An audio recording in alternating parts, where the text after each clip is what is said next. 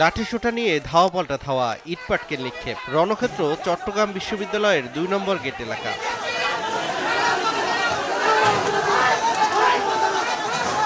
দেরিতে বাড়িতে প্রবেশ করা নিয়ে বিশ্ববিদ্যালয়ের এক নারী শিক্ষার্থীকে মারধরের অভিযোগ ওঠে বাড়ির দারোয়ানের বিরুদ্ধে। এরই জেরে রোববার দুপুরে দ্বিতীয় দফা সংঘর্ষে জড়ান চট্টগ্রাম বিশ্ববিদ্যালয়ের শিক্ষার্থী ও স্থানীয়রা।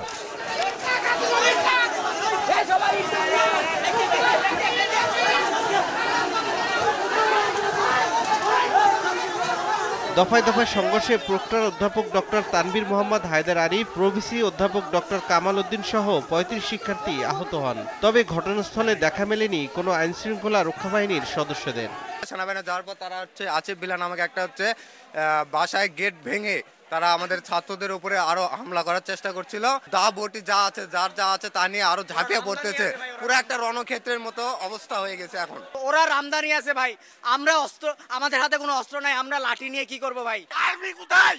আর্মি কোথায়? আমার ভাইয়ের রক্তের বিচার চাই। আমাদের প্রভিসি মার খাইছে, আমাদের ভিসি স্যার মার খাইছে, প্রভিসি স্যাররা। আমরা দেশবাসীর কাছে আহ্বান জানাই, দ্রুত এখানে সেনাবাহিনী পাঠান।